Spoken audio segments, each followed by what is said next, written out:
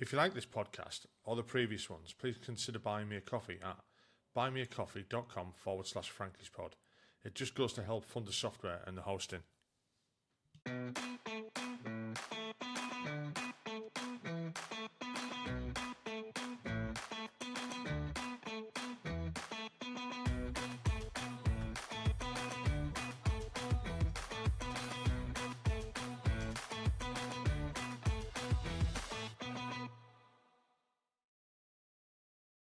Hi, welcome back to the episode. I'll start that one again. Hi, welcome back to the podcast. In this episode, I'm talking to Sammy. Sammy served with the RLC and he joined in 1995. Hi, Sammy, how are you doing? Hi, how you doing, my friend? Pleased to be here. Thanks for having me. No, thanks for coming on. Honestly, it's I really appreciate it when people agree to come on, especially people who I don't know. You know, it's most of the people who listen to this are guys I served with and stuff like that, and it's lovely to get another aspect of the army, not just the artillery type of thing. Yeah. So it's just the normal questions like we discussed before we started recording. If you just want to give us where you grew up and why you joined the army. All right. So I grew up in Glasgow from 70s all the way through to the 90s. At that time, as you know, Glasgow was classed as one of the most dangerous cities in Europe, if not the most dangerous city in Europe. And I grew up in an area where it was all about religion and football, and everybody was literally killing everybody for the slightest little thing. You know, I'd been stabbed myself quite a few times just for being in the wrong area. It was crazy. It really was. And then I started getting involved with the wrong crowd and things just got ridiculous. It was the case of I had to get out here or else I wasn't going to ever get out there. Most likely ended up in a coffin or something. Like a lot of folks, to be honest, it was really bad back then. Also, just before I did join the army in 95, I'd settled down with this girl. We had a kid together, and we ended up splitting up. But still, I had a son. There was no jobs going in Glasgow at the time. There was literally nothing, and I just came across the careers office, and I thought back to when I was a kid, because when I was a kid, I grew up. I loved the old Commando magazines, the old comics. You used to get the little miniature ones. I literally bought them like religiously every week, and I always wanted to know what it was like in the armed forces. I always had a fascination with the armed forces, particularly the army, and I just decided between the fascination of wanting to be in and the fact that there was the desire to get the hell out of Glasgow, I just went into the recruitment office, and that's when I did my inquiry and did my test. And next thing you know, literally a week later, I was on my way to Aldershot. November 5th, 1995 was the day I got there. That's a quick turnaround, that one, isn't it? Tell me about it. I loved it. I absolutely loved training. I was a fit lad. I did a lot of fitness before I joined. I did boxing, martial arts. I did lots of athletics and weightlifting and stuff like that. So I kept myself fit. So phase one training itself was a doddle for me. Even the screaming and whatnot, everything else, I enjoyed it. It was great fun for me, you know. But from there, obviously, as you said, I joined the RLC. I was a chef, or some of us would know, the slop jock. But I was one of those chefs that I was quite a temperamental chef. I was like the Gordon Ramsay in the British Army. I was a bit of a grumpy toe rag. And my first posting after doing all the training was back to Purbright. In fact, it was Elizabeth Barracks, and it was with the Black Watch. They were there for a little while, and then the Irish Guards and then the Grenadier Guards come up after that. And then my 18-year career just spiraled from there. Mostly infantry regiments, few, I won't say, so quite a list because we moved around quite a lot in the RLC. Yeah, you did, didn't you? Yeah, you moved quite a lot. Yeah, I mean, sometimes it all depends because if your skills are needed elsewhere, then they'll post you out. So you could be there for literally a year and next thing you know, you're posted out, or you could do your 3 years. And in my case, I got moved around a lot. So I was with the RMPs and Catterick, 150 RMP, Like I said, I was with a lot of the Guards regiments at the time as well, beforehand. And then you've got, oh Christ, there's a bloody list now. So my last regiment was Royal Scots. No, it wasn't. It was Highlanders. 4th Scots Highland Regiment was the last regiment I served with. Also served with the medics in Aldershot. I served with Gurkha regiments, but that was mostly as a detachment, overseas on tour. That was in Bosnia. I'm trying to think who else. 2-6 and 3-2 engineer regiments I served with. One was in Germany, one was back in the UK at the time. But 2-6 was only for a short time. I served with the Boys and Royals, Household Cavalry. And there was a few other regiments. But yeah, I got around a heck of a lot. Other than that, that took me up until 2013 when I got made redundant and my name came out of the hat. I was with 4 Scots at the time and they decided to send me back to the UK for the last 6 months where I served with the medics, like I said. That was an Aldershot, and then that was it. 2013, I got made redundant and I was gone. So how did that make you feel when you got picked for redundancy? Truthfully, I kind of, at first, I felt like I had a kick in the balls. Yeah. I really did. But as the day had gone by, I had realised that the British Army was not the army that I joined. And I didn't like the direction that it was going in. Now, I know they always say people with long in the tooth, you know, you've had your time when you were younger. Obviously, the army's going to change. But I really didn't like the direction that the army was going in with certain things, particularly when it came to bringing in civilian contractors into the army. And I found that civilian contractors getting involved felt like they had a say with military personnel. And to that end, I was kind of glad that I'd been made redundant by the end of the day. I said to myself, enough is enough. I'm done. Also, old injuries were playing up, you know, the knees, the back, the usual thing. And between the fact that I'd moved around a lot, I could see that it was affecting my family a lot, especially my kids. Because they couldn't. I was going to ask about that. Yeah. I mean, my kids could never settle down anywhere. They struggled to make friends because we were always on the move, and that affects their mental health. And then obviously there's my wife as well. I mean, it massively affected my wife's mental health with the constant move, because whenever she managed to settle down, redo the house all over again, spending God knows how much money, decorating your house, and then trying your best to make friends, which can be difficult, especially if you're attached, because when you go to an infantry regiment, say, they all know each other, and they have done for 5, 10, 15, 20 years. Yeah. So it's very cliquey, Yeah, I mean, they can be, and understandably, they've been together, they've been through a lot together, and I absolutely respect that, and we all did. You know, and some of them are very forthcoming, you know, hi, how are you, welcome to the regiment. And then there's others that are like, they just don't want to know you. And again, that's their right, that's not a problem, we're there to do a job. But for dependents like your wife or husband, whatever, it can be difficult. And I'm glad for them that I got picked to leave. And so, yeah, we just move forward from now. I know, just circling back a bit, where you're on about where the civic contractors come in. Yeah. I mean, I remember, you know, when I was a young singly and stuff like that, always whinging about, you know, fucking money's gone out of my wages for the cookhouse. Oh, yeah. For you know, and I hardly ever go there. You know, I mean, I did. I went there every bloody meal. Yeah. You know, so then, you know, the ideas of pay as you dine seemed great. I think pay as you dine was one of the biggest failures that happened in the military. Yeah. Absolutely. I wouldn't say it was badly implemented.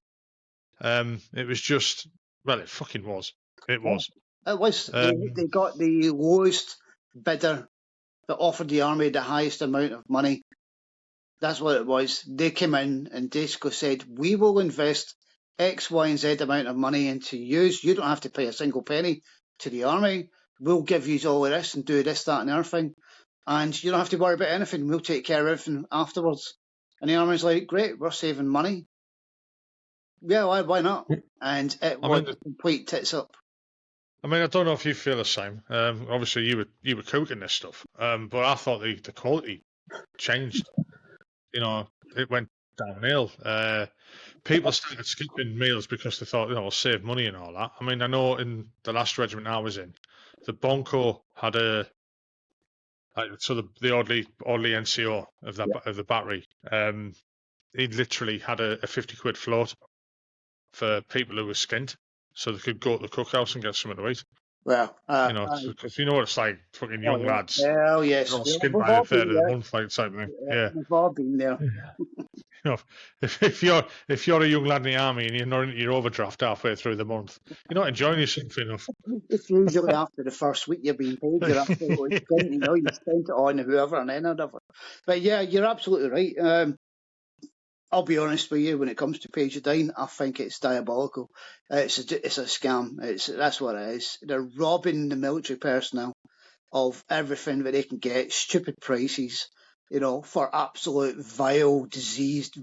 It's just disgusting, honestly. So when it was implemented, we had garrison RSMs within the RLC and officers who were going around all the regiments, and specifically they were only interested in talking to the chefs, and they were saying, you don't have an opinion, you never will have an opinion.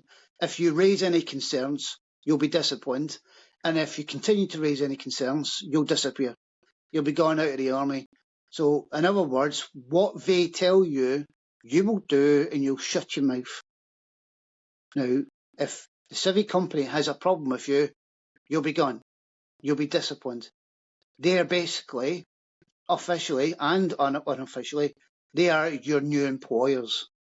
In other words, because they're the ones who've brought all the money in. They're the ones who will now tell you what to do. So you follow everything that they say religiously, or else you'll get disciplined. And it will be done through the military. So if you balls up through them, you will be dealt with through the army. And that happened. I seen guys and girls who fought it, and they all got told, goodbye, you're gone, service is no longer required. Because the standards of the food was absolutely disgusting.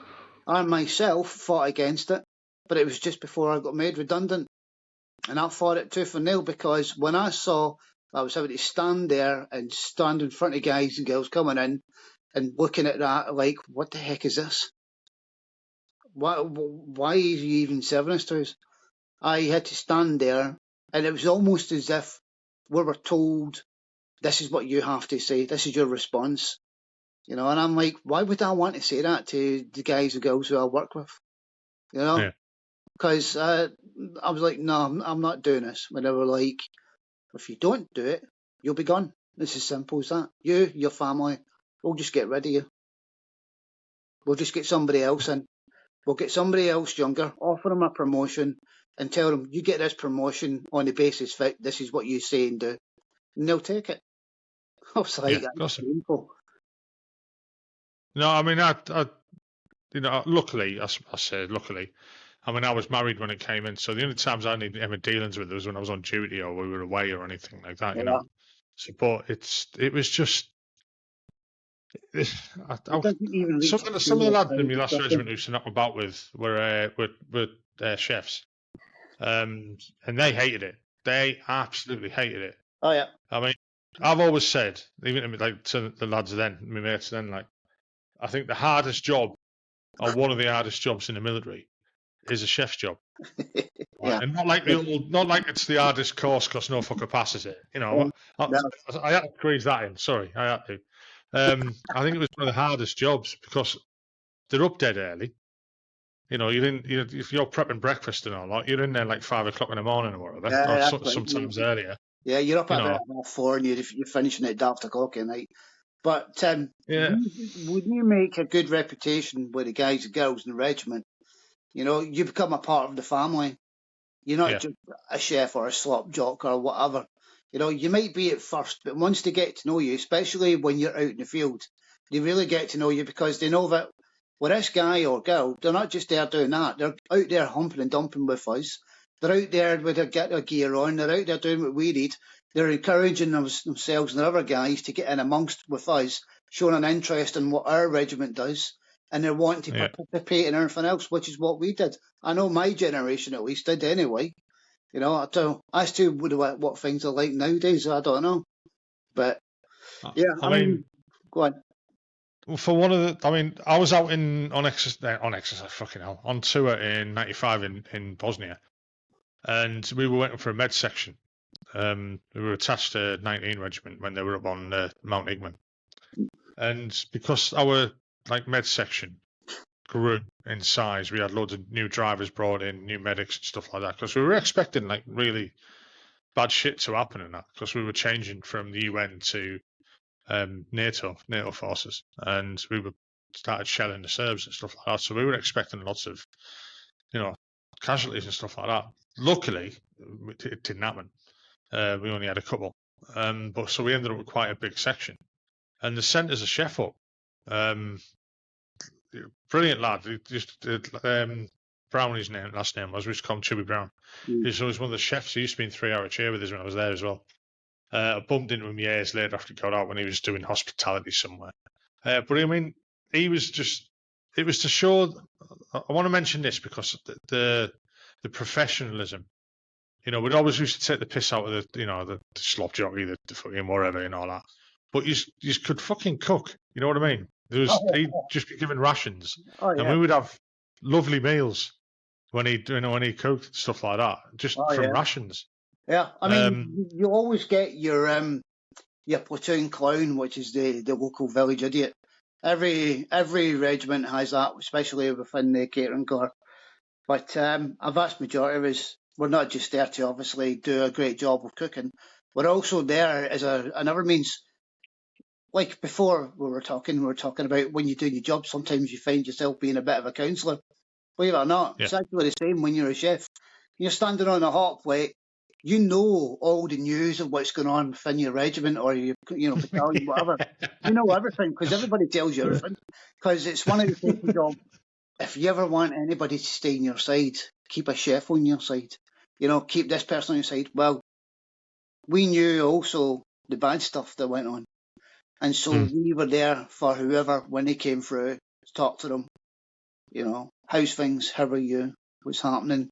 Do you need anything? Anytime you want me to come see you, mate, just give me a shout. Do you fancy going for a beer tonight? It was all of that. That's what we did.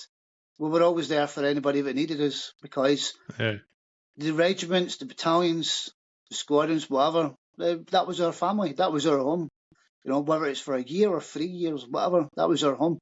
So everybody there was part of our family, and it was our job to make sure they were all not just fed, but they ever had other needs taken care of. Mental health. You've just reminded me of something. You've just reminded me of something there. When I first got my unit, my adult unit, the full screw who was looking after us, that was like one of the first things he said to us. He goes, "Never piss off a chef. Never piss off the pay corps, and never piss off the battery clerk, because you'll not get fed, you'll not get paid, and you won't go on leave." Or you'll find something in your rations when you're in the field. Which, by the way, I actually saw one person doing, and he got the consequences of it later on. But that's another story. And involved. Do you remember the little container boxes you used to get the lid on? You'd either get your bin Norwegian eggs. Well, some people used to put a bin bag in it and use it for a toilet if it was an old broken one. Well, this guy was serving with a particular guard regiment who he'd upset with and decided not to put a bin bag in it, and relieved himself in there. The guys found out about it. Yeah, the guys found out about it and dealt with him later on. But I was shocked to see that. This tastes a bit nutty. Yeah, tell me about it. But yeah, I witnessed what happened to him afterwards, and I was like, I will never do that. Never. I would never do that. So out of all the regiments you served with, which was the worst and which was the best, and why? Oh, crikey. So I've got to be honest, when I say the worst regiment I served with was the Grenadier Guards. And it had nothing to do with the junior ranks. It was the officers. I have never in my life met a worst beggar bunch of snobs ever. You know, they look down to everybody else like they are dirt, and they speak to you like dirt, and it's not just attached personnel, it is everybody. I mean, I just could not, I have never met anybody like it ever. The Grenadier Guards by far for me, and again, it's not the junior ranks. I have a lot of good friends who served in the Guards, who are Grenadier Guards, and absolutely fantastic guys. It was the officers. Couldn't stand them. Absolutely hated them. Now, as for my most favourite regiment, Four Scots. Four Scots are absolute a bunch of legends. I've never met a more heartwarming, welcoming bunch of absolute psychotic nut jobs in all my life. They are absolutely, they are so friendly, they're so caring, you know, they're like just mental beyond all recognition. And I'm sure there's other regiments that are just as bad, if not just as mad. And they do take care of you. I found that they took care of everybody. They treated everybody like a family and made everybody feel welcome. And everybody worked well. And they also realised that people are human beings and make mistakes, you know, and they work with people that make mistakes and help them get through it and help people to move forward. So yeah, that was my regiments. Grenadier Guards, by far the worst. Four Scots Highland Regiment, absolute favourites. It's funny that because I interviewed a lass who used to be in the artillery but transferred to the AGC, and their last tour of duty before she got MD'd was with Scots, and she said more or less the same. She didn't want to leave them, and said it was just like one massive family. Yeah, when I got made redundant, I was actually thinking about transferring over to Four Scots. They even asked me, instead of leaving, Sammy, how about you transfer over to us? I was like, I'm a bit too old to do anything infantry. They're like, well, get you an MT. Yeah. No, I'm taking the money, I'm running, guys. My wife told me, you know, it's time for me to go now. She's already spent the money. The lure of that handout and a pension. Yeah, well, it was my wife. She saw how much I was getting, and she was like, that money's already spent, and you don't even realise it. I had to take the money and run. It was my time to go, so that was it. You know, I wasn't a young lad anymore. I just couldn't keep up with the fitness. I had too many problems with my knees and my back. So yeah, I took the money, ran like a little bitch. So how did you find the transition from military to civilian life then? Oh, because I mean, 8 years is still quite a time in uniform. Yeah, I mean, it's a bit of a mixture. At first, I was like cocksure myself because obviously being a chef, you've got a trade, you know. The biggest hit for me really was the drop in salary, and it was basically doing the same kind of hours, if not more. So I was on just shy of 37,000 when I was in the army, and when I went to do an even higher position in Civvy Street, where I was the boss in theory, I dropped all the way down to just shy of 19 grand a year as a starting salary, where I moved to, and I was working near enough 60 odd hours a week at least. And I never got to see my family. And for a couple of years, I continued doing that until everything just hit me at once. And I kind of just basically had a bit of a meltdown after that. And I ended up having to give up my job. I can't do this no more. I quit. And then my mental health just took a bit of a deterioration. And I had to focus on my mental health and my physical health. Yeah. And so I took a couple of years out. But yeah, I struggled a lot with communication. I still had that urge to, have that banter that you have in the armed forces. But civvies just didn't get it because I had no veterans working with me. None of the folk that I worked with had ever served or had any family that had ever served. So they considered me as being rude, direct, abrupt.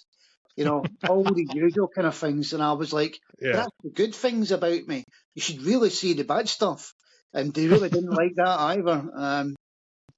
And again, after a while, you started feeling that you were the outsider. And because you were the outsider, you started feeling like you weren't welcome. At least I didn't. I felt like I wasn't welcome. And because of that, I started feeling, is this really what I want to be doing in my life? Yeah. Like this shit. And I started feeling the urge to look for contract jobs overseas as a contractor. I was like, you know what? I just don't care. I just want to get away. Anywhere, I don't care. Iraq, I had the opportunity to go, but things kicked off at the last minute. And obviously, all contractors at the time, at least with the company I was looking at, and I can't even remember the name of them, didn't go through. And as like I said, my mental health just took a turn for the worse, and my physical health took a turn for the worse, and my little castle came crumbling down pretty bloody quickly. And I had a 6-year window where I was having to recover during that time. Wow. Yeah. But I learned a lot during them 6 years about myself, my capabilities, other people, nature's good nature and bad, and where I was looking at going in the future from there. I also learned I needed to tone it down a little bit because I was very direct. People Yeah. are, civvies are not army orientated. They just want to get on with life. There's a lot of two-faced backstabbing people out there, and you can't always trust every single person that you meet, and I learned that the hard way.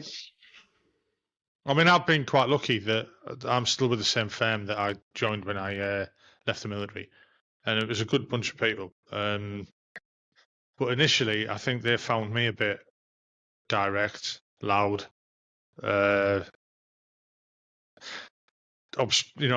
obstinate type of thing. But because for example, if I was given a job, I'd do it. Yeah. I'd do it there and then. Yeah. Yeah. And expect it to be, I'll give a job, do it there and then. Oh, well, you've rushed into that, done it. Yeah, but it needed doing it. You wanted to do it, so it's done. Oh, you could have took your time and, yeah, but it's done. No, we have to take our time because there's other things to do. No, you give me a job, I'll do it. But the flip side of that is, and I kind of still do sometimes, I'm better than I was, but if I ask somebody to do something or tell them to do it, I expect it to be done there and then. And sometimes I get frustrated in myself when I ask people to do things and it's not done straight away or done in any time frame, type of thing. I find myself getting frustrated, and it's not their fault; it's my fault. Yep. I should be more accepting for that. And if the young lad who works with us is listening to this, I'm sorry. But I found that. I also, like you say about being the banter side of things. And again, with the lads and lasses I was working with, that was fine. They didn't mind. They found it quite funny. But it was with some of the customers that we had. The customers we've had for many years that who know me know what my sense of humour type of things quite like. But some of them, and I didn't realise that I was kind of being, I wouldn't say scary to people, but a bit, they found me a bit intimidating. And especially the way I talked and stuff like that. But it's just the way you can't change overnight, type of thing. No, I interviewed a couple of weeks back, and his came out last weekend and released it early. And he was talking about he runs a security firm, so he's got a lot of ex-military there and stuff like that. But a majority of them aren't ex-military, and he's not really after ex-military coming because sometimes they're a hindrance, and he explained why. But one of the guys who he has was in the army for 34 years, and he has to keep reining him in. And it's not all wokeness and stuff like that. It's just said you can't say that to people. You can't do that. And the way he said it goes, if the thought process is up here, just stop it before it comes out of your mouth, or put it somewhere else until that bit's over, type of thing. So as much as we say as veterans and that, saying, all the banter and blah blah blah, we're not in the army anymore. We have to like tone it down. I found that I had to have two personalities. One for veterans and people that are still serving, and the other one for normal day-to-day activities like my neighbours, people I meet on the street, and obviously where I'm working as well, because there's a whole two different worlds there. And Yeah. one's like the dark and giddy kind of side, and the other one's the straightforward, smooth talking, kind of easy kind of going guy, who's very political in their sense, whatever that may be at the time and whenever it changes. And yeah, like you said, for me, I really had to tone it down very quickly. But I hadn't noticed that until after I got sick. Because I got resentful, to be honest. I was like, who the hell do you think you are? But Yeah. again, I've seen after, that in a lot of people. yeah, exactly. It wasn't until when I was sick, I was like, well, they don't come from my world just as much as I haven't been in their world. So, you're going to have clashes between the worlds. And, well, this is my world now. So I'm the Yeah. one that had to change, not them. So if we can touch on your mental health aspect, how did you find that you were starting to suffer? Did other people point anything out, or was it yourself? I suppose you could say it was a bit of both. I found I was losing my temper. To start off with, I found myself losing my temper a lot quicker. I was getting really snappy, judgmental, mumbling to myself a lot more, the usual, the fuck you think you are? I'll punch your face and stuff like that, under your breath.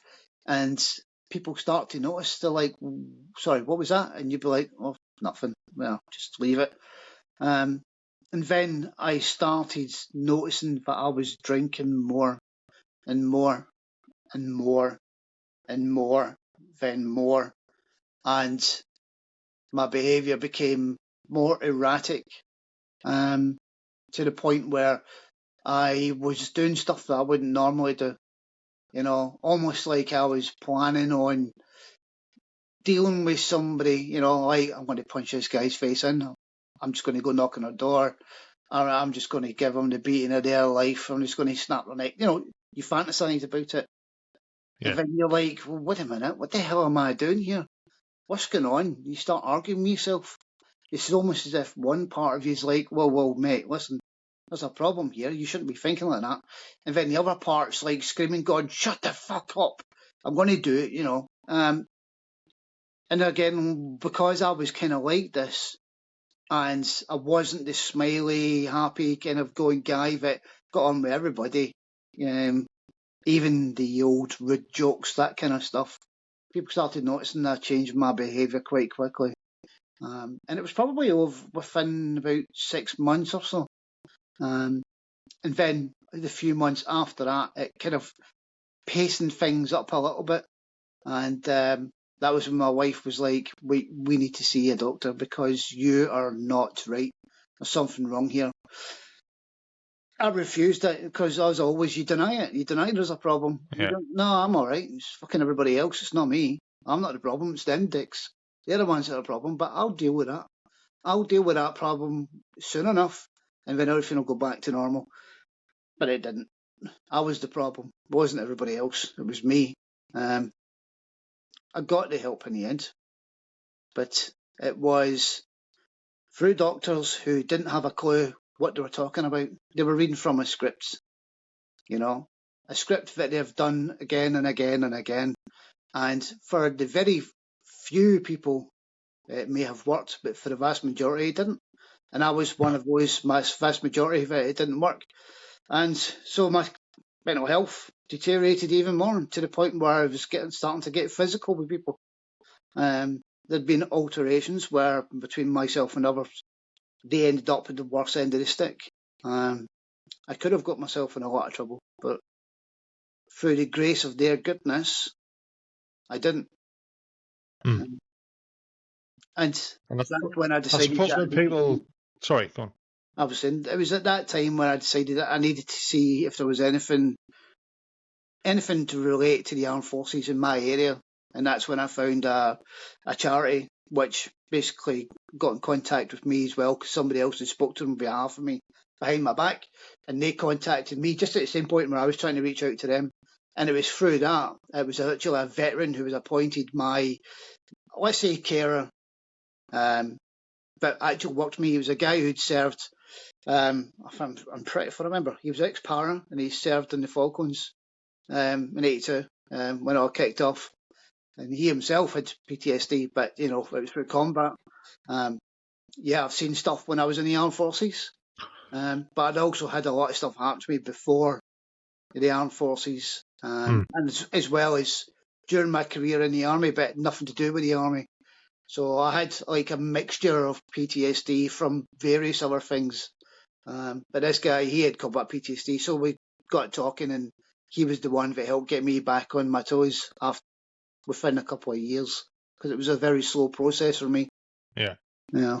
I mean, it's interesting that you say that you found you had PTSD, and it was a mixture of lots of things, like, and stuff that happened to you beforehand and all that.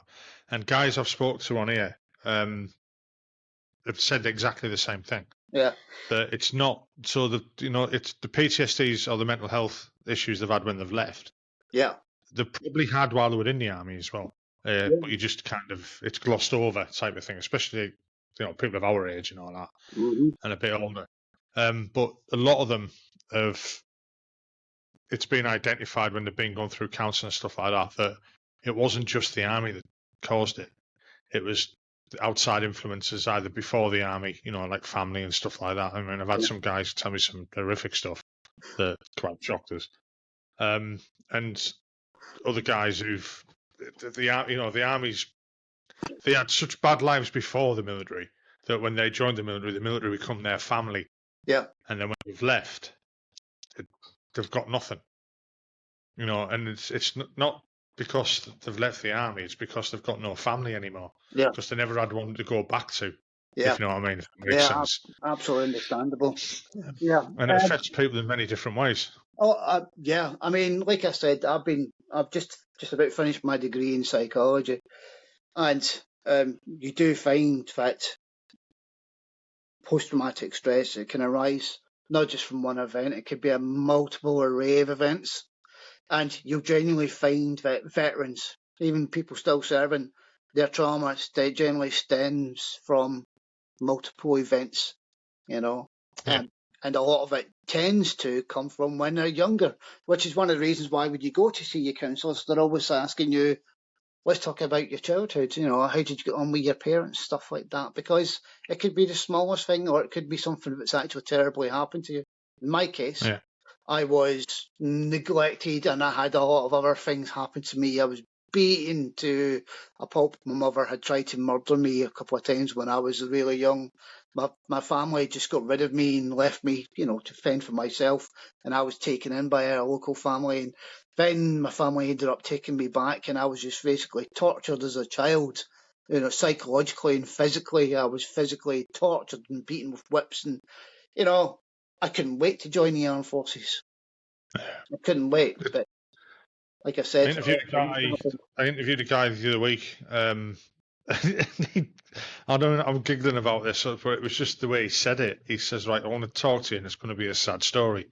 Yeah. And I was like, "Right, okay." And much like yourself, we've never met each other.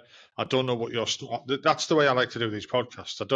People have asked us, said, like, do you do a script and stuff like that? Send them questions and everything like that. No, it's just you react as I have to react to what you're saying. Yeah. And his opening line was, like I said to you, what was it like growing up? And he was like, well, my dad used to snap me or break my fingers every time he thought I was lying. And I was like, what? I was like, fucking hell. I was like, yeah. And I was, because, and as I explained to him, I had a great childhood. I can't whinge about anything at all. I was the youngest of 5. I count then, freaking hell, getting old. I was the youngest of 5, and there was a big age gap between me and all the others. So I was kind of felt like the spoiled child, which was, I liked it. It was great. Yeah. But it is what it is. So I find it not hard to relate to people like who've an upbringing like yourself and stuff like that. But I find it almost doubly shocking that people can treat their own offspring. Yeah, I mean, certain ways. It's fucking ridiculous to me. I mean, yeah, some people just shouldn't be parents. My wife, she's a veteran. She served for a while in the army, and when we got to really know each other, we were talking about my childhood. Now, she was like you. She had an absolute fantastic life as a kid. She was spoilt rotten. She could get away with murder. She could be standing with a dead body next to her and the bloody knife in her hand, and her parents would be like, "No, my daughter would never do this," you know. Yeah. But I was, like you said, that guy you'd spoken to, where his father would break his finger for lying. Well, my dad, I don't know if you remember these brushes that you used to. It was like a glove you used to clean your dog with, but they've got needles. They've got needles. Yeah, I used to get slapped across the face like that, full pelt, you know. And my father used to have his friends there as witnesses to say, "Look, my son won't cry." So it was like that.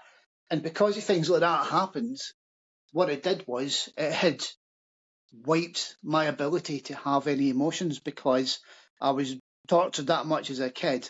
All emotions were stripped from me. So when I seen things happen older, I had no emotional response because all my emotions had been literally tortured out of me when I was a kid. You know, I wasn't allowed to cry, I wasn't allowed to smile, I wasn't allowed to be happy, I wasn't allowed to be sad, you know, I wasn't allowed to be angry. In fact, the only emotion I was allowed to be was anger because he wanted me to be an animal, you know, because I was treated like an animal. But that was it. There was nothing else. And it was a woman that taught me how to be a human being again, you know. She showed me her compassion, her empathy, and it took me a long time because it was almost as if she had married an animal. She had only just realised for the first time, this guy doesn't know how to talk about their emotions. This guy doesn't know how to open up about anything. He doesn't understand. She noticed that I wouldn't react to anything at all, whatsoever, apart from one emotion, anger. That was it. So it took me a while to learn how to be somebody that understood emotions. Because let's be honest, as blokes as well, in general terms, you don't get to understand your emotions because you're taught not how to. But in my case, it was beaten out of me completely. Just learn how to be angry. But I've moved on since then. I'm a different person now. I've grown up. I'm 48 years old. I've learnt a lot in my life. And yeah, a lot of it has been negative, but I've always seen the positive from it. Well, what have I learnt from this? I'm still here. I'm stronger. Well, what can I do with this? Well, I can use it as a tool to help others because if that happened to me when I was a kid, or if this happened to me during my time in the armed forces, or if this happened to me after I left the armed forces, then I want to use it as a tool to help others because it's guaranteed to be doing it to others. Other people will go through this. It's not just me. So that's where I started to go, you know what, the world can be a better place. Let's use the bad stuff and turn it into something that can be used for the benefit. Before we started recording, you spoke about the hypnotherapy. Yeah. I mean that took me a bit back. That I was like, wow. Can you talk about that? How it affected you when it happened to you or when you received that treatment? So the first thing I'll say is clinical hypnotherapy isn't what you think it is. You're not hypnotised to the point where I could say bark like a dog, you know, and stuff like that. That's just stuff that you get on for show. People genuinely go along with it. But the stuff that we were doing it was getting you to a form of like a meditative state. So in other words, clinical hypnotherapy is basically like meditation. Right. You're lying down on your favourite bed or your couch or whatever, getting comfortable, and then we'll talk to you in such a way at a certain pace that helps you to become extremely relaxed. Once you start to feel like you're almost falling asleep and we're still talking to you, we want to keep you at that state because your subconscious and your consciousness are both, we have access to both. So when your subconscious is conscious, in other words, it's awake, you can start talking about the problems that you've got, whereas consciously you wouldn't because you're trying to hide it. And so this is what helps to open up about lots of things. You know, we get the honest you, what's really going on. We also get access to things that you've hidden from yourself that you suddenly remember. It could be in the case of an image in your head, something that's just popped up all of a sudden, and we'll start talking about it because it's also like a talk therapy. Well, let's talk about that. How does it make you feel? What's the first emotion? You know, we go through them channels and we start to realise that a lot of people have got things that they've hid away. We all have that little place in the back of our head where there's that one thing that we just don't want to know. We don't want to think about it, but it's still affecting us. And so the clinical hypnotherapy helps us with that. And I was actually somebody who was received that treatment before I decided to go into it myself. And it was through a lady that we'd spoken to. She actually reached out on a veterans page on Facebook. She was looking for volunteers. She was offering free treatment. My wife says to me, and as I said, my wife's also a veteran. She was like, you know what, it's free. Why don't you just try it? Because I wasn't well myself. I'm going to say I was demented. You know, let's just say I was demented. So I reached out. I was like, you know what? Yeah, I'm happy to participate. And she got back to me pretty quickly. She asked me for some details just to confirm that I served. I also asked her for some details because I wanted to know who she was, really. And next thing you know, within a couple of weeks, we were talking face to face, kind of like what we are just now. And she explained what clinical hypnotherapy is. It was something like it was done over like 12 sessions. And in theory, it's talk therapy. It's just that it's done at a level where, like I said, we're talking to your subconscious, but you're consciously aware that we're talking to your subconscious. And what we're doing is we just slow down the pace of which we're talking, and we make it very comfortable so that when you listen to our voices, it makes you very, very relaxed. Because then you open up and we move on from there. So I took the treatment, and I was a skeptic. I'll be honest, I was like, this bullshit ain't going to work. But I'm at the point where I just want to try anything. But it did. It made me feel very comfortable. I felt relaxed. And I don't know why, but something just came out of my mouth and a memory just flashed. And I just said this memory. It was a sudden flash. It was like a flashcard with a picture on it. It just flashed up from nowhere. And I'll be honest with you, it was something that happened to me when I was a kid. And I told her about it. And straight away, all these emotions came forward. And that's where we started off. We used that as a starting point. And by the end of it, I actually could feel myself feeling a lot better. It worked. It was working. It did work. And so I got to learn more about it. And after several months of going through the process of not just getting the treatment, but also learning more about it myself, I started to actually educate myself about what it was, and she decided to take me on as someone that she wanted to train, which was around about a year. And I went through that, and then I started working with veterans, as well as people from the NHS, which was just as well because by that time, COVID had kicked in. So I was working with a lot of people who worked for the NHS whilst they were going through COVID. My wife, she'd become an NHS nurse. She had literally gone from uni. She just started at work, and then next week, you know, boom, she was in a COVID ward straight away. It just kicked in. She hit the deck running right into COVID. And so I started working with people there. And surprisingly, in the NHS, there's a lot of veterans. So it was kind of like as I've discovered, Yeah, I mean, and I always did this for free. I never offered, I never charged anybody, and I never would. And it was the same with the blacksmithing, like I was telling you about, when I entice people into. I'm a self-taught blacksmith, and I'm really good. Got all the gear, and I wanted to teach others how to be blacksmiths. But at the same time, I explained to them that if you ever have any problems, you ever want to talk about it, you know, it's up to yourself if you ever want to talk about it. And 9 times out of 10 they did, so we did talk therapy whilst we're doing the blacksmith lessons. Everybody wants to learn how to make something. 9 times out of 10 they want to make a crazy thing. I want to make a Rambo knife. I want to make a machete. I want to make a Conan Barbarian sword. You're like, no, let's make a pair of pliers or a pair of scissors to start off with.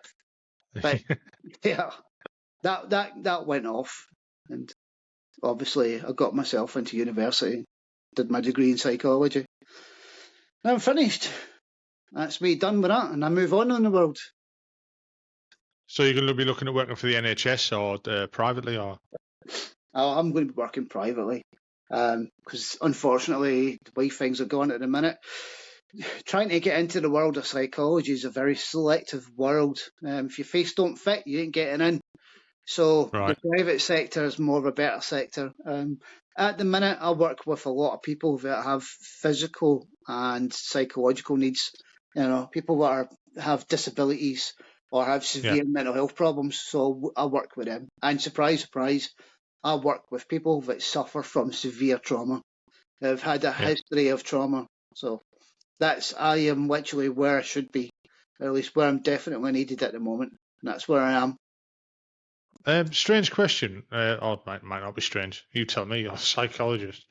So when you're treating someone or helping them, can that not bring up stuff from you as well? Like, do you feel yourself, or can you detach yourself completely from their story?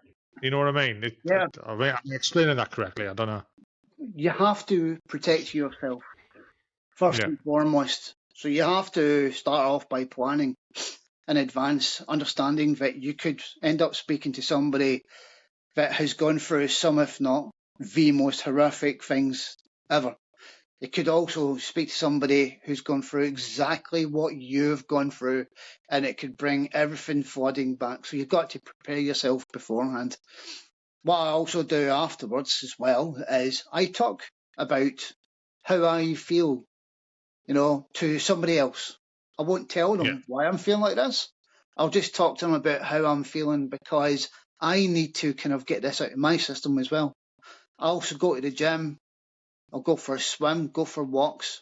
You've got to kind of detox yourself because when you're taking this load on, it can become very toxic to you and it will eventually latch onto you. So that's the way I found to do it. Just reach out and speak to somebody else about how you're feeling. I kind of get what you mean. I mean, this is no comparison to what you do, obviously, for what I do. But I have interviewed people where they've given me their story, and after the recording and stuff like that, and we've moved on, and I'm sat here, and I can't fucking talk. You know what I mean? No. I'm like, wow, and it's took 12 hours or more. A couple of stories I've had being told to me, and I've not slept that night. No. And it's, I get what you're saying, but I wouldn't like to do what you're doing. I think one of the reasons why I do, and I'm not going to say I'm great at what I do. I just do what I do because I can at the minute, and as long as I can, I'll continue. But the reason why I do it is because I'm sick and tired of seeing people taking their own lives because they feel like there's nobody else out there. The amount of people that we've lost in our community, not just our community, in general, but specifically for the time being, we're talking about our community, the amount of people that we have lost. I've seen too many of people that I know, whether they're my friends, who I've served with, or they've attached to the same regiment and I knew them, and they're no longer around because they're gone. One girl in particular is a friend of my wife and my own friend as well. I actually spoke to her 20 minutes before I did a checkup call. How are you doing, kiddo? How's things? How's life? She got out of the army. Everything was fine. She sounded absolutely great. Everything was going great for her. She had a family. She was moving on in life. There was nothing to suggest or suspect anything. And then 2 days later, I got a call. 20 minutes after I had spoken to her on the phone, she'd went to the top of the stairs, attached a rope to the railing and hung herself. Her kids came back from school. One of them had a key and got in, and the kids saw the mum. And that hit me hard. I mean, that really hit me hard. And I got angry, not at her. I got angry because she didn't feel like she could talk to anybody, And that hurt me. Not because of her. Because she didn't feel like she could talk to anybody. And I thought, I need to be better. I need to be better because All right, I was a slop jock when I was in the army, but I was still in the army. I knew people, I know them all. These people all did different jobs, but we all did this job to get, ourselves moving forward in the world. We all did a job to protect our own people and to protect each other and to protect other people. But we're still human beings at the end of the day. It doesn't matter what bloody job we did. We're still human beings at the end of the day. We should be there to take care of each other. You don't have to be the best kind of smooth talking, I know how to get, into your head or anything like that. You don't have to be anything like that. All you have to do is just say, how are you? I'm Sammy. How's things? What are you up to? How's life? Where you been? What you doing? Get a conversation talking. That's it. Sometimes that's all it takes. But I felt I had to do more. And so that's the reason why I did my own little journey, the blacksmith and the talk therapy, the clinical hypnotherapy, the degree in applied psychology, and I don't know, I'm not going to stop for something else out there that I can do. And if I save just one life, I'm happy. If I can save more, I'm happy. If I can just change somebody else's life, I'm happy. I just don't want to hear that if somebody else gone. I get it. I totally get it. Since doing this for the last 2.5 months, nearly 3 months, I kind of didn't appreciate. I mean, like yourself, I've lost friends since I've left the army and they've took their own lives. And you kind of go, oh, fucking hell, another one sometime. And I wouldn't say blasé, but you don't appreciate it. No. And again, we fall out of touch with people. And sometimes it's hard to cross that bridge and open the door again, to get back in. I kind of suffered it myself. I spent a long time sat in the house and didn't, no reunions, anything like that. Don't want to go back. Don't want to, cut myself off from this, cut myself off from that. And it's kind of helped me doing this podcast. And I've mentioned this in previous ones as well, in bloody hell, nearly every one of them, because there's always in every podcast there's talk of mental health. Oh yeah. And that's not because we're trying to bring it up. It's just that it comes to the front that even people who we think are the strongest men in the world and strongest women in the world, something. I spoke to you before we'd done this, and I said I'd met a newly qualified therapist and stuff like that. And the words I said to her, she goes, "Oh yeah, so you do the podcast with our military?" I said, "Yeah, there's one thing I've discovered since doing the podcast." And she goes, "What's that?" I says, "We're all fucked." And she just looked at me and went, "Yep, yeah, you are." And I was like, "We are. We're all fucked."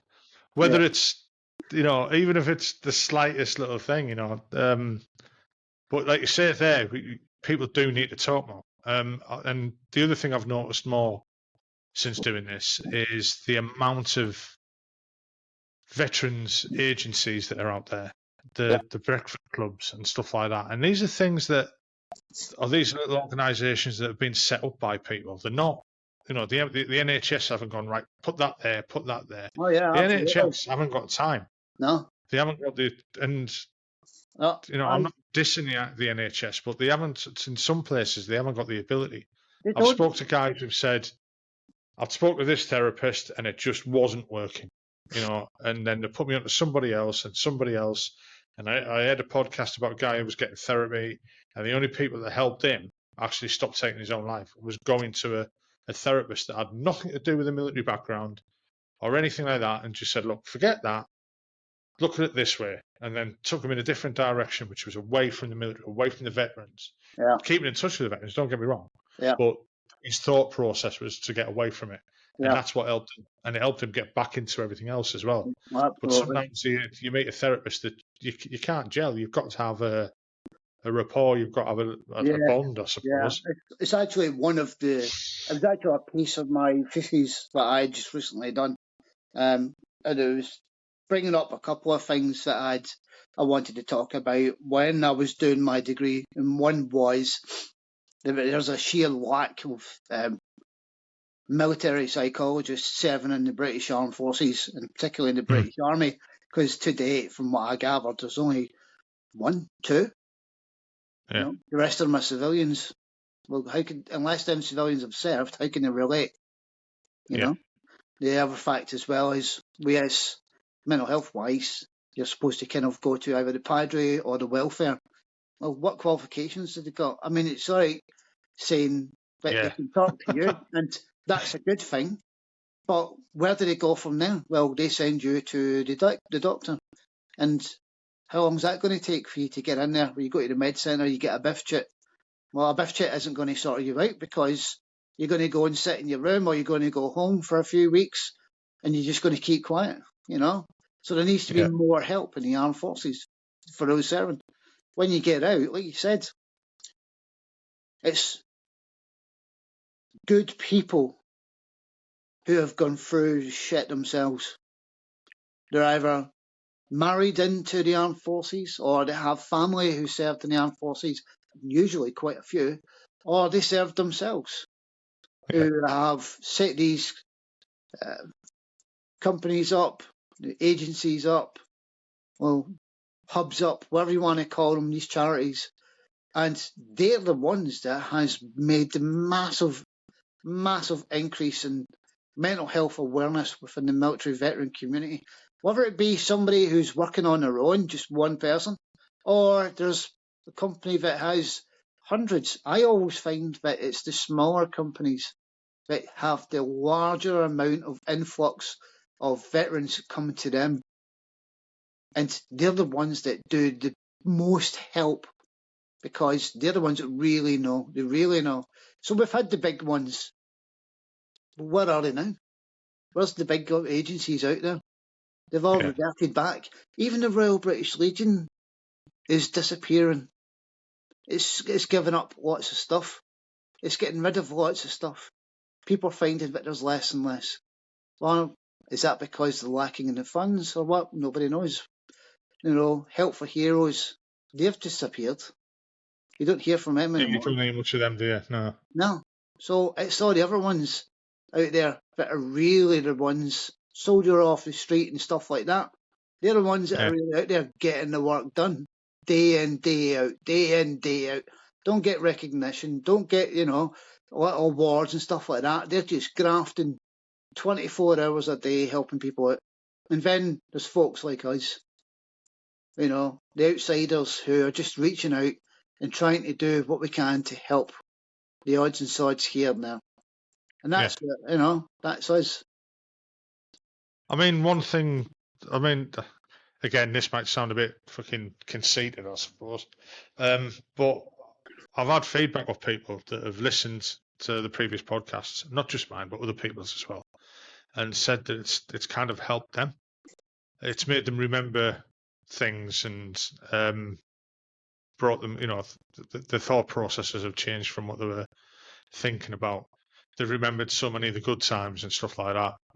It's helped them, and I'm not saying I'm fucking out here to do that type of thing. I'm not. It's a side effect of what I've been doing. And if one person does come on the podcast or listens to the podcast and they burden themselves or get rid of that burden, sorry, I should have said, all well and being, all be good. That's brilliant. And I hope that these podcasts are reaching people, and it is helping them, especially like what we've spoke about today. And again, some of the ones I've done in the past that are still to come out. Talk to people, seek help, even if you don't think you're bad or there's anything wrong with you. As soon as other people start seeing it in you, that's when you know, like what you said. You've got to reach out. I think. Yeah. This is not made me want to get in touch with someone because, I think hell. there's also one other field that needs to be addressed as well for people that's either out or for people that are getting out, and it's employment. Far better employment opportunities. I just don't think there's enough going around for military personnel when they're getting out. I don't think there's enough for military veterans when they're out. I think, I'm not saying, and I'm not dishing those that are already doing it. I just feel there should be more. And I also feel that for people getting out, particularly if they joined the armed forces when they left school, and they've been in for 20 years roughly. I think they're the ones that need probably more help than others because, well, there's very much a different world from when you left school, joined the army, the Air Force, whatever, very. and then Yeah. get I mean, out I 2 was years lucky. later. Yeah, I was lucky. I got straight into a job, and I was fine. But one of the initial ideas of this podcast was, so when I first did it, when I first set it up, it was going to be banter. It was going to be just people getting in touch with it and telling stories. We were going to call it the Battery Bar. Yeah. But after the first recording, it was my mate, and we sat around here doing it, and all of a sudden he'd come out with stuff, and I was just like, "Fucking, I didn't know that about you." It became apparent straight away that that's not the direction you need to There's go. going to be a lot more. Yeah. Yeah. And more and going on and recording more and recording more and recording more, and it has really not got to be. I mean, it is this. Tell us your story of your military career, and people are listening to friends that they served with, and it's been great. They remembered this, they've done that. Oh yeah, when we did this, and oh yeah, when we got into trouble for that, and stuff like this. Yeah. But the other part of it, the other aspect that I wanted to go into it within the podcasts was the transition between military and civilian. Yeah. And I don't think, I've been lucky that I had a job basically before I left the army. My last month in the army, I was already working. I was, they'd send me on gardening leave, and I'd already got a job. It was the amount of help that people get to process the change, the transition from military to civilian, and I don't think it's enough either. I don't think the resettlement is getting up correctly.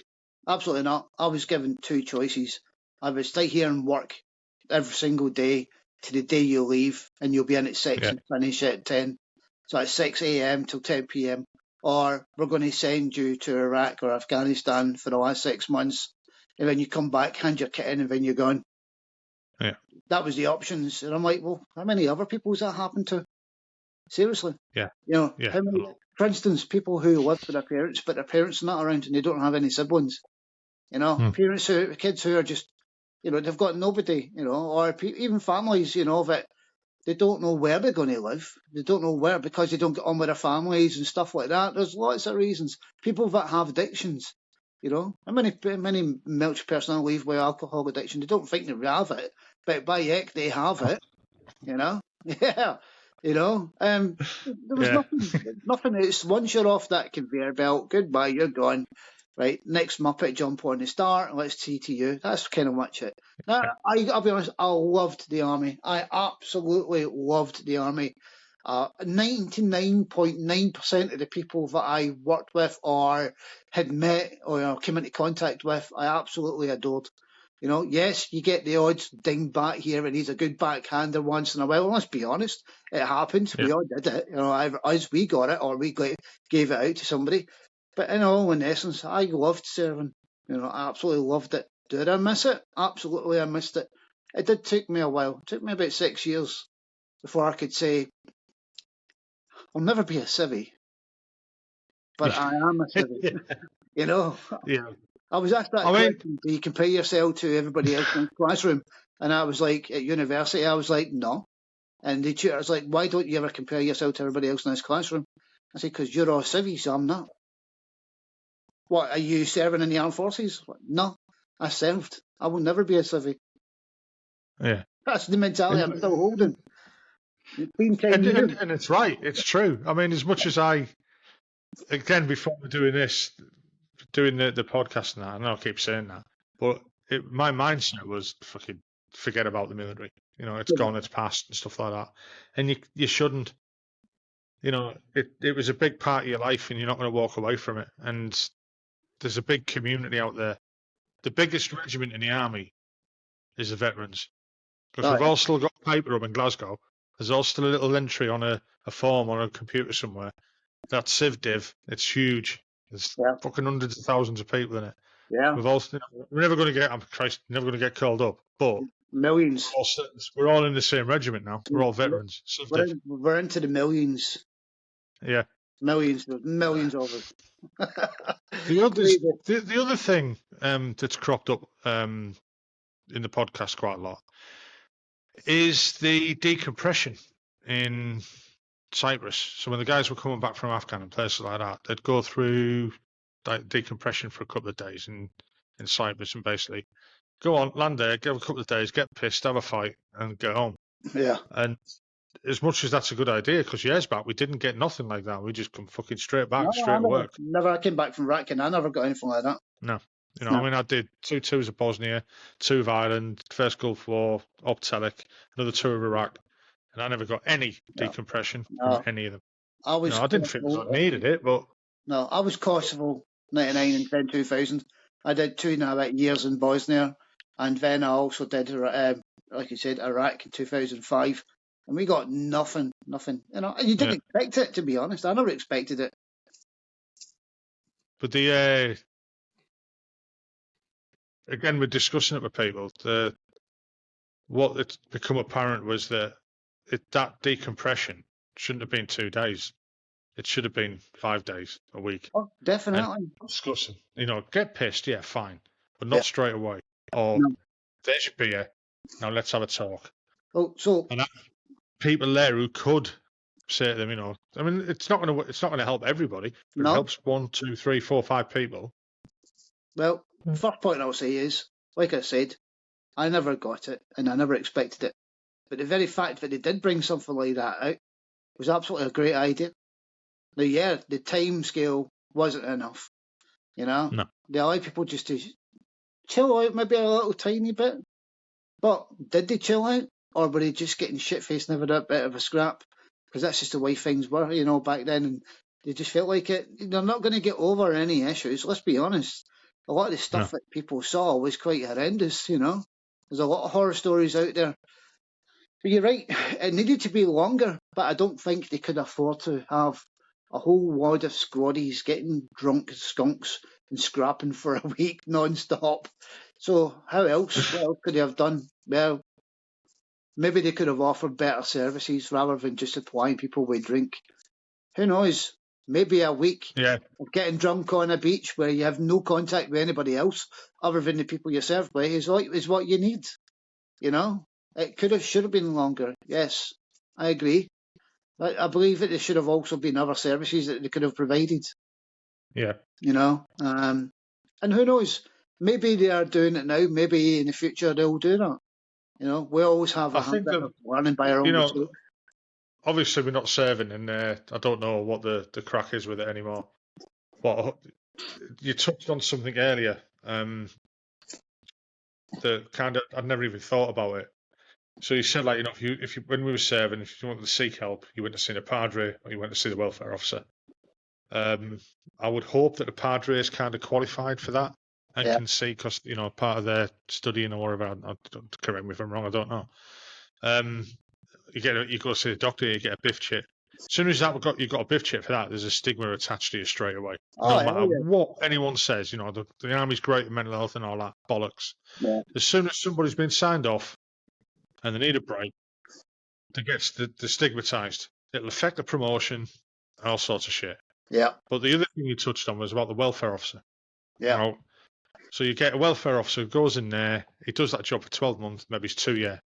You get a warrant officer going in there, he does a course. They're not qualified. No, they're too busy looking to see who else's wife they can shag. Yeah. A lot of them did do that. They're like, who's away? Yeah. Like, by the way, I think I'll pay a bit. You know, they're dealing with the nightmares of the regiment, of usually the wives. Qualified, you know, I mean, I kind of had an episode with it where I went to see the welfare and said, look, I'm fucking not doing this, I'm not doing that, this is going on, blah, blah, blah. Yeah. And they were like, yeah, all right, fucking sit down, calm down, we'll deal with it. And fucking nothing happened. No. I just basically, the next day at work, fucking pulled in, right, you fucking, blah, blah, blah, blah, given the fucking, you took the Queen's shilling, you'll fucking do as you're told. And went off and done it. Yeah.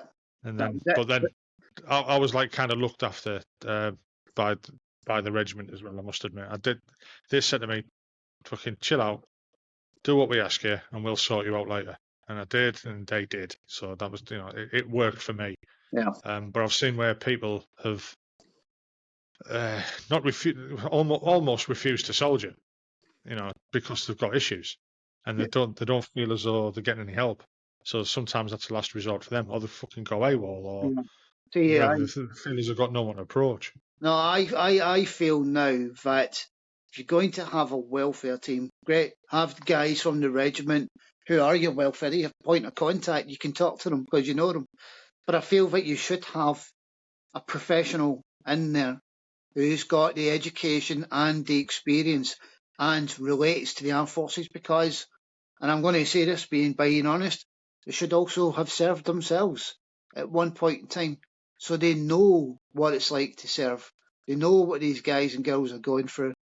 So they need to be qualified and experienced. So you've got Yeah. your guys and girls from the regiment doing the welfare job, as well as somebody who's qualified and experienced and a veteran. I mean, I'm a massive one for pushing for medical professionals who are working alongside the armed forces who are veterans, because I think they would be the biggest. They would really benefit the armed forces massively because they know exactly what's going on in the head of the people that's right in front of them. You know, they're not trying to guess what's going on, what's happened. They already know because they've been there themselves. Maybe not all, but they know the job. They know what to expect. They know the language. They know the banter. You can talk to them just as much as they're talking to you in the very same language, the very same banter as everybody else is. And Yeah. the word will get across. I mean, I suppose it's budget constraints and stuff like that, and getting stuff in place. Everything is tight. I mean, to try and get each regiment to have someone like that. I mean, you've got the Army Welfare Services as well, on top of your like welfare and all that. This But would be a it's long-term point. Let me ask you about this then. In the next 10 years, they predict that World War III could kick off. Okay, let's go down that path just for a second. It would be the best people to recruit to work alongside regiments. It would be veterans, wouldn't it? Because they've already been there, they've seen it, they know what's going on, they know how to train. So you're going to have people like that.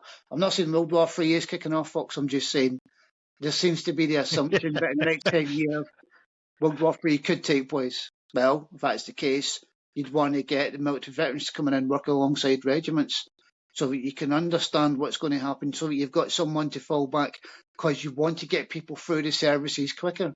And if you want to get them through the services quicker, you want military veterans who understand, who are qualified and have the experience. Yeah, no, I get what you're saying. I agree with you as well. Yeah, and no, folks, it's not going to be World War III.